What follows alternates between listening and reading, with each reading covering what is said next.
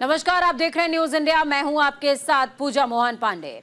सियासी गलियारों में एक बार फिर बीजेपी ने इतिहास के पन्नों को पलटकर कांग्रेस पर निशाना साधा है, लेकिन इस बार बीजेपी ने डॉक्टर भीमराव अंबेडकर के इस्तीफे को आधार बनाकर चक्रव्यूह तैयार किया। इसमें कांग्रेस तो फंसी ही है, साथ ही बीजेपी भी कुछ मोर्चों पर फंसती हुई नजर आई। इसके चलते अमित शाह को खुद सफाई देनी पड़ी। इससे सियासी गलियारों में इस बार मामला थोड़ा सा पेचीदा हो चला है। कैसे, ये रिपोर्ट देखिए।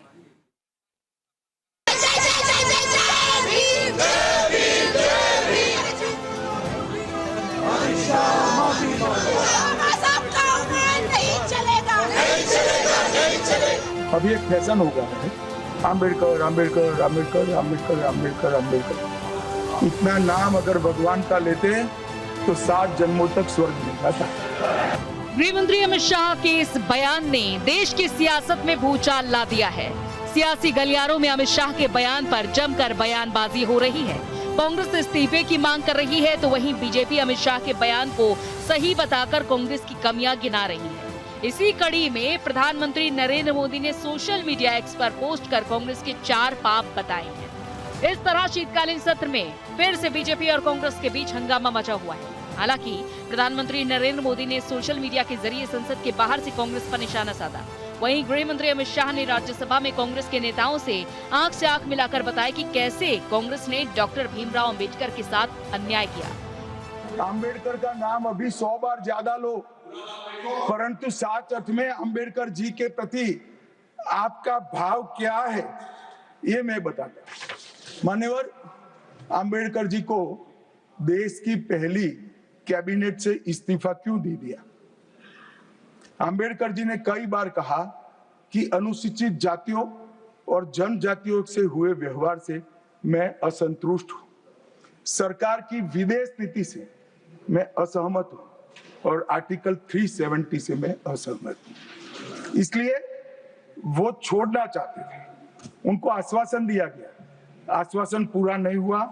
उन्होंने इग्नोरेंस के चलते इस्तीफा दे दिया। श्री BC रॉय ने पत्र लिखा कि अंबेडकर और राजाजी जैसे 2 महानुभाव मंत्रिमंडल छोड़ेंगे तो क्या होगा। तो नेहरू जी ने उनको जवाब में लिखा है, राजाजी के जाने से तो थोड़ा बहुत नुकसान होगा, अंबेडकर के जाने से मंत्रिमंडल कमजोर नहीं होता है। मान्यवर, ये विचार खड़गे जी कह रहे हैं ना, क्या आपत्ति है? जिसका विरोध करते हो उसका वोट के लिए नाम देना है, कितना उचित है? क्योंकि अब अंबेडकर जी को मानने वाले पर्याप्त संख्या में आ गए हैं, इसलिए आप अंबेडकर अंबेडकर कर रहे हो। मैं मानता हूं कि अंबेडकर जी के सिद्धांतों पर चलना नहीं और वोट के लिए उनकी गुहार लगा देना। 14 अप्रैल को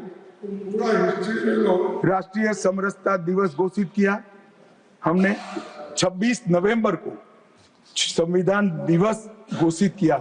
उस वक्त भी इसका विरोध कांग्रेस के वरिष्ठ नेताओं ने किया। राज्यसभा में संविधान पर चर्चा के दौरान कांग्रेस पर निशाना साधते हुए अमित शाह ने ये बयान दिया। इस बयान के जरिए अमित शाह ने सदन को बताया कि कैसे डॉक्टर भीमराव अंबेडकर के साथ कांग्रेस ने अन्याय किया है।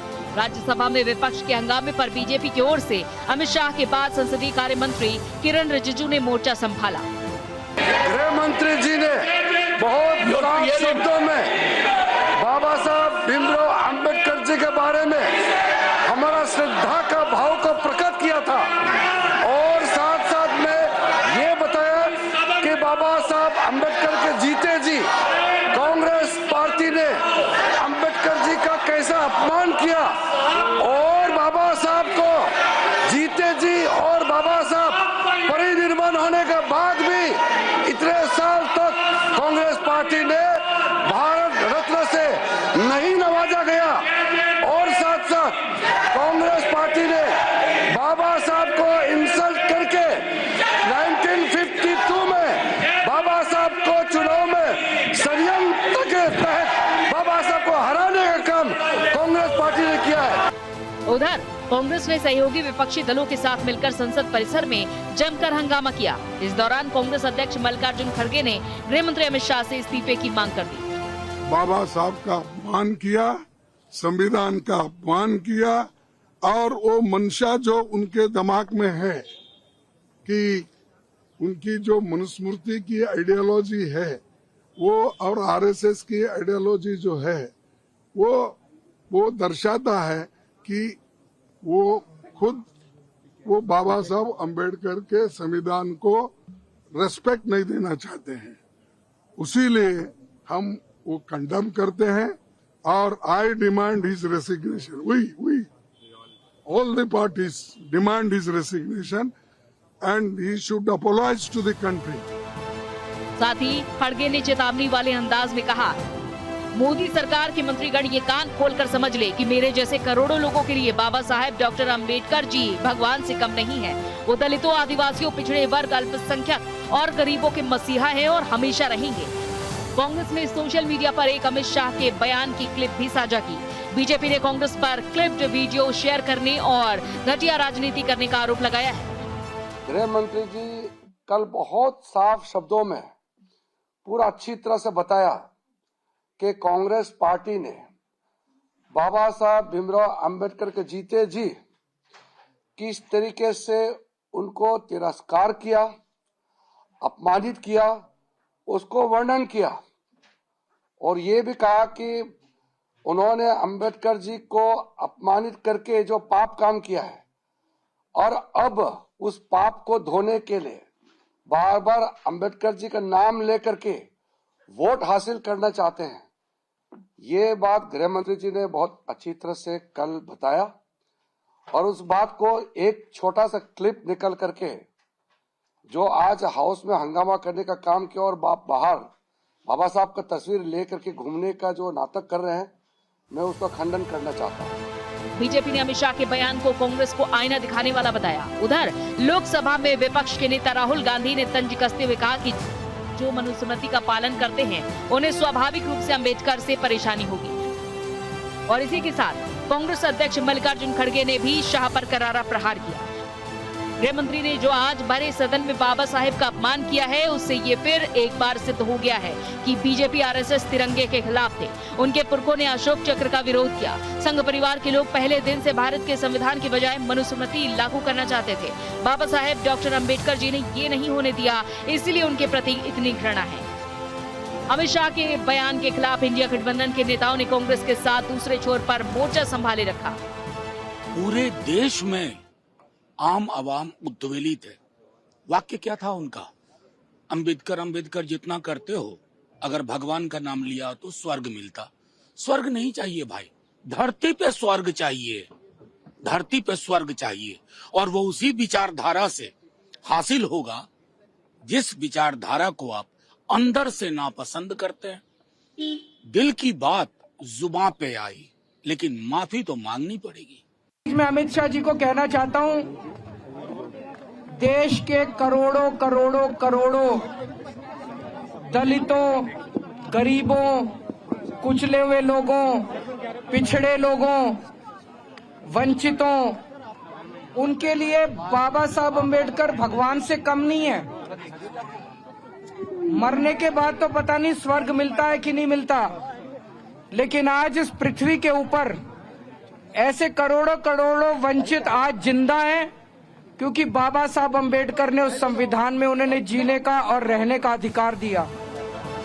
इस तरह इंडिया गठबंधन के नेता गृह मंत्री अमित शाह की घेराबंदी करने में जुटे हैं और ऐसे में देखने वाली बात ये होगी कि अमित शाह के इस्तीफे की मांग पर विपक्ष कब तक अड़ा रहता है और बीजेपी कब तक कांग्रेस इतिहास के पेज पलटकर कमियां निकालती रहती है।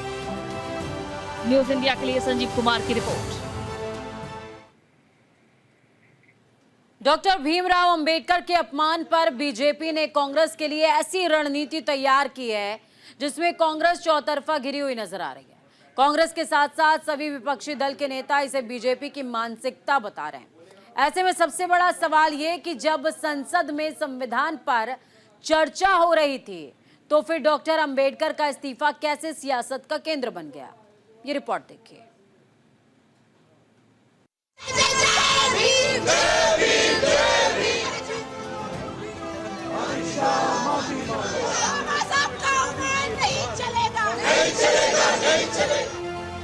संविधान पर चर्चा कराने की मांग अब कांग्रेस को भारी पड़ती हुई दिखाई दे रही है। पहले प्रधानमंत्री नरेंद्र मोदी ने कांग्रेस को जमकर खरी खोटी सुनाई और उसके बाद राज्यसभा में गृह मंत्री अमित शाह ने भी कांग्रेस पर हमला जारी रखा। पीएम मोदी और बीजेपी के चाणक्य ने मिलकर कांग्रेस के चक्रव्यूह में उसी को ही फंसा दिया। दरअसल कांग्रेस शीतकालीन सत्र की शुरुआत से ही मोदी, अडानी और संविधान पर चर्चा की मांग कर रही थी। उसके बाद लोकसभा स्पीकर की मध्यस्थता से दोनों के बीच सहमति बनी कि संसद में संविधान पर चर्चा होगी। इससे कांग्रेस के नेताओं को लगने लगा कि उनकी ये जीत है, लेकिन वो भूल गए कि जिसे वो अपनी जीत समझ रहे हैं वो बीजेपी के चाणक्य और पीएम मोदी का चक्रव्यूह है। चेस के गेम में शह और मात का शौक रखने वाले पीएम नरेंद्र मोदी ने कांग्रेस की मांग पर हामी भरकर ऐसा खेल खेला कि कांग्रेस चारों खाने चित्त होती हुई दिखाई दी। प्रधानमंत्री जी ने जो कुछ कहा, कांग्रेस के कुकर्मों को, कांग्रेस के पाप को देश के सामने अमित शाह जी ने कल राज्यसभा में लाया। आज प्रधानमंत्री ने ट्वीट करके कहा, ये कांग्रेस जीवन भर दलित को, पिछड़े को, बाबा साहेब अम्बेडकर को अपमानित करने का काम किया है, न कि उन्हें सम्मान दिया। जो मंत्रिपरिषद से उनको हटना पड़ा, चुनाव में हराने का काम किया, भारत रत्न नहीं दिया, अपने पूरे खानदान को, नेहरू खानदान को भारत रत्न दे दिया। ये कंफ्यूज्ड कांग्रेस है। अब इसको वही अमित भाई कह रहे थे कि आपको अंबेडकर अंबेडकर चिल्लाने का नौटंकी बंद करो तो माफी मांगो। बाबा साहेब अंबेडकर अपमानित अगर हुए तो कांग्रेस से हुए। इन्होंने कभी उनका कोई स्मारक बनाया कायदे से? आज उनके 5-5 स्मृति स्थान बनाए हैं इंडिया की सरकार ने, मोदी जी की सरकार ने। क्या लंदन, क्या दिल्ली, क्या मुंबई, जहां जहां वो रहे। मऊ में भी जो बना वो भी अटल जी की सरकार के समय बना था। तो हम डॉक्टर अंबेडकर के प्रति समर्पित हैं क्योंकि वो देश को बनाने वाले थे। कांग्रेस पार्टी ने सदा डॉक्टर अंबेडकर का अपमान किया है।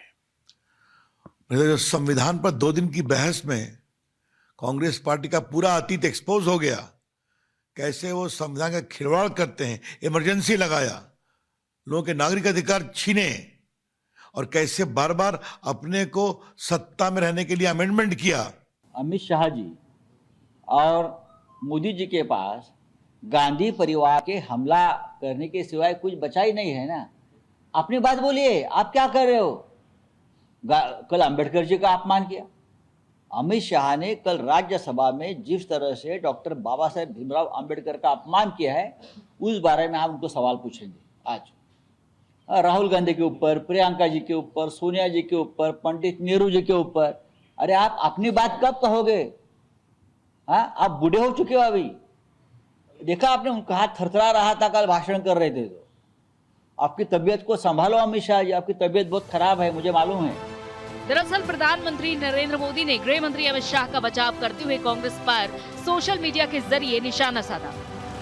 डॉक्टर अंबेडकर को एक बार नहीं बल्कि 2 बार चुनाव में हराना, पंडित नेहरू द्वारा डॉक्टर अंबेडकर के खिलाफ प्रचार करना और उनकी हार को प्रतिष्ठा का मुद्दा बनाना, डॉक्टर अंबेडकर को भारत रत्न देने से इनकार करना, संसद के सेंट्रल हॉल में डॉक्टर अंबेडकर के चित्र को सम्मान का स्थान न देना। पीएम मोदी की इस तरह से पलटवार से कांग्रेस का पारा हाई हो गया। वो लगातार पीएम मोदी और अमित शाह पर निशाना साध रहे। वो पहले अपनी करनी, अपनी पार्टी के पूर्वजों की करनी का पाप धो लें। उन्हीं लोगों ने तो संविधान जलाया था। संविधान जलाने वाले तो भारतीय जनता पार्टी और जनसंघ के पूर्व संस्थाएं थी। तो अपमानित तो उन्होंने किया है अंबेडकर को और अंबेडकर के संविधान। मूल रूप से भारतीय जनता पार्टी, जो कि आरएसएस का राजनीतिक संगठन है, उसकी विचारधारा शुरू से ही भारतीय संविधान के विरोधी रही है। कुछ अरसों से सिर्फ राजनीतिक रोटियां पकाने के लिए बार बार अंबेडकर जी का आलाप करना नाम उनके सही उद्देश्य, उनके सही मंशा को छुपा नहीं सकता।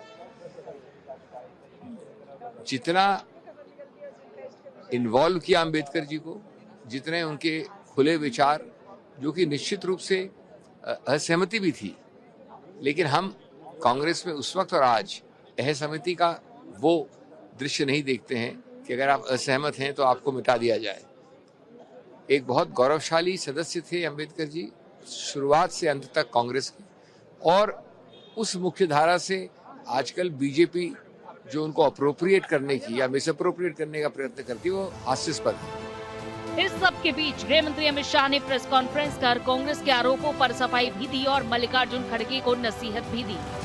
खड़गे जी मेरा इस्तीफा मांग रहे हैं, इनको आनंद होता है तो शायद मैं दे भी दूं, मगर इससे इनकी समस्या का अंत नहीं है। अभी 15 साल तक कम से कम उनको वही जगह पे बैठना है जहां वो बैठे हैं। खड़गे साहब, मेरे इस्तीफे से आपकी दाल नहीं गलने वाली। बाबा साहेब भीमराव अंबेडकर के अपमान के आरोप लगाकर बीजेपी और कांग्रेस राजनीतिक रोटियां सेकने की कोशिश कर रहे हैं। दोनों ही पार्टियां पूरी कोशिश कर रही हैं कि किसी तरह अपने विरोधियों को नीचा दिखाकर अपनी छवि को सुधारा जाए, और इसी कोशिश में अब डॉक्टर भीमराव अंबेडकर के अपमान को राजनीतिक चोला पहनाकर राजनीति कर रहे हैं। बीजेपी कांग्रेस के बीच इस जंग में विपक्षी नेता कांग्रेस के साथ खड़े दिखाई दे रहे हैं। जिस तरीके से 1.5 घंटे के भाषण में बहुत उन्होंने बात की कि संविधान का कितना उनको रिस्पेक्ट है, क्या है, पर वो 11 सेकंड में उन्होंने बता दिया इनका सिर्फ संविधान से विरोध नहीं है, क्योंकि अंबेडकर जी ने संविधान को बनाया है, उसका विरोध है। अंबेडकर जी ने महामानव की उपाधि पाई थी जनता के मन में, जनता के दिलों में आवाज बनाकर। उन्होंने लाखों करोड़ों वंचित पिछड़े लोगों की लड़ाई लड़कर, खुद गरीब परिवार से आकर उन्होंने वो लड़ाई लड़ी है। उन्होंने महत्वपूर्ण स्थान संविधान में उनके लिए दिया है। आज हर घर में उनको पूजा जाता है, कोई ऐसा घर नहीं होगा जहां पे उनकी पूजा नहीं होती है। एक वो है जो स्वघोषित महामानव अपने आप को मानते हैं, पर कर्मों से संविधान के खिलाफ हैं। तो उनके 11 सेकंड के इस क्लिप ने बता दिया है कि इनकी सही मायने में सोच क्या है। भारतीय जनता पार्टी संविधान की विरोधी रही है, पर उससे ज्यादा बाबा साहेब अंबेडकर जी की विरोधी रही है। भले ही डॉक्टर भीमराव अंबेडकर को केंद्र में रखकर बीजेपी और कांग्रेस राजनीति कर रहे हैं, लेकिन देश जानता है कि राजनीतिक गलियारों में अंबेडकर के लिए अचानक हमदर्दी क्यों जाग रही है, और इसके पीछे राजनीतिक पार्टियों के अपने निजी हित छिपे हुए हैं। और ऐसे में देश के नागरिकों की जिम्मेदारी और बढ़ गई है। जिस तरह से आरक्षण से शुरू हुई सियासी लड़ाई डॉक्टर अंबेडकर तक पहुंच गई है, वो दिखाती है कि देश में राजनीति किस ओर जा रही है। न्यूज इंडिया के लिए संजीव कुमार की रिपोर्ट। डॉक्टर भीमराव अंबेडकर के जिस लेटर को लेकर बीजेपी कांग्रेस को घेरने की कोशिश कर रही है, उसकी हकीकत आखिरकार क्या है? आखिर डॉक्टर अंबेडकर ने उस लेटर में ऐसा क्या लिखा जो दशकों बाद कांग्रेस के लिए मुसीबत का सबब बन गया है? ऐसे में सवाल है कि क्या सच में ऐसा कोई लेटर है जो बताता है कि नेहरू की वजह से डॉक्टर अंबेडकर ने कानून मंत्री के पद से इस्तीफा दिया, या फिर इसके पीछे कोई और वजह थी जिसे छिपाकर राजनीति की जा रही है? ये रिपोर्ट देखिए।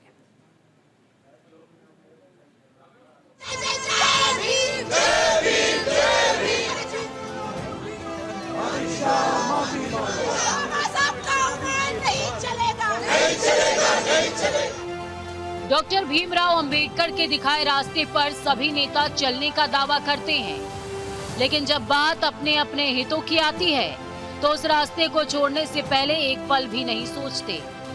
यही सच्चाई है। इसके उदाहरण अक्सर समाज में दिखाई देते हैं। डॉक्टर भीमराव अंबेडकर ने संविधान के जरिए देश में सभी एक समान का फॉर्मूला तैयार किया, लेकिन इस फॉर्मूले को लोग कितना मानते हैं ये सभी जानते हैं।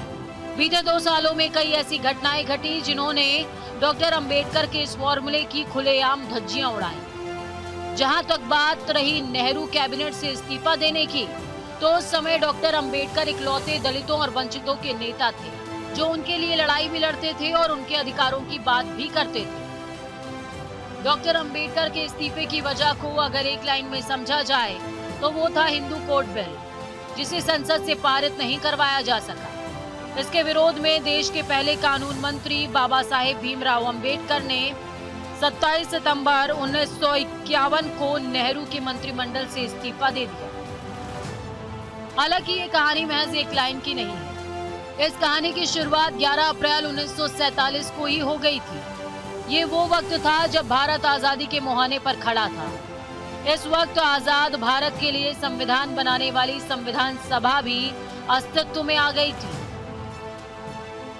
11 अप्रैल 1947 को अंबेडकर ने संविधान सभा के सामने हिंदू कोड बिल का प्रस्ताव रखा।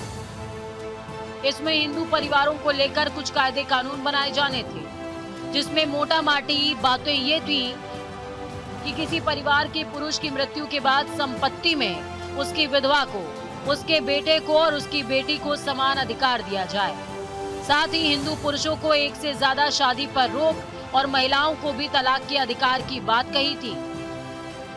इतिहासकार मानते हैं कि इस मुद्दे पर पंडित नेहरू अंबेडकर के साथ थे, लेकिन संविधान सभा के कुछ लोगों की आपत्ति के बाद इसे 9 अप्रैल 1948 को सेलेक्टेड कमेटी के पास भेज दिया गया। 26 नवंबर 1949 को जब भारत का संविधान बनकर तैयार हो गया और 26 जनवरी 1950 को ये संविधान लागू हुआ। 1951 के आखिर में आम चुनाव भी थे, जिसमें नेहरू सरकार की परीक्षा होनी थी। तो विरोध को देखते हुए बतौर प्रधानमंत्री पंडित नेहरू ने हिंदू कोड बिल को कुछ दिनों के लिए ठंडे बस्ते में डालने की कोशिश की। इसकी वजह से अंबेडकर नाराज हो गए। उनका कहना था कि मुझे भारतीय संविधान के बनने से ज्यादा खुशी तब होगी जब ये बिल संसद से पास हो जाए, लेकिन बिल पास नहीं हुआ। तो अंबेडकर नाराज हो गए और उन्होंने 27 सितंबर 1951 को पंडित नेहरू की कैबिनेट से इस्तीफा दे दिया। उन्होंने इस्तीफा देते हुए एक पत्र भी लिखा, जिसमें उन्होंने अपने इस्तीफे की वजह बताई थी। लेकिन जो पत्र अंबेडकर ने लिखा था वो आज की तारीख में रिकॉर्ड से गायब है। लिहाजा आज इस बात की सही जानकारी नहीं है कि अंबेडकर ने अपने इस्तीफे में असल में लिखा क्या था। ऐसे में सवाल खड़ा होता है कि जब कोई सबूत ही नहीं है तो फिर बीजेपी इस तरह के आरोप किस आधार पर लगा रही है। तो इसके पीछे असल वजह भारतीय विदेश मंत्रालय की आधिकारिक वेबसाइट पर मौजूद डॉक्टर भीमराव अंबेडकर और हिंदू संहिता विधेयक भाग 2 में अंबेडकर के इस्तीफे वाले पत्र हैं, जिसे आधार बनाकर बीजेपी कांग्रेस पर आरोप लगा रही है। लेकिन समझने वाली बात ये कि हिंदू कोड बिल का ठंडे बस्ते में जाना वो ट्रिगर पॉइंट था, जिसके बाद अंबेडकर ने अपना इस्तीफा नेहरू को सौंप दिया था। न्यूज इंडिया के लिए संजीव कुमार की रिपोर्ट। तो बहुत सी बातें हैं, बातों की पीछे की हकीकत क्या है, इस पर आपको विचार करना चाहिए, जिसके लिए आपको इतिहास पढ़ना पड़ेगा। राजनेता बोल रहे हैं, लेकिन बोलने से इतर इतिहास क्या कहता है उस पर भी नजर डालिए। अगर ऐसा होता कि कोई पर्टिकुलर दल किसी का सम्मान करता है तो वो कानून मंत्री का दर्जा देता क्यों? वो उसको संविधान सभा का अध्यक्ष बनाता क्यों और कहता क्यों कि तुम देश के इतने बड़े संविधान की रचना करो, इसकी अध्यक्षता करो? ये भी सवाल जहन में आना चाहिए।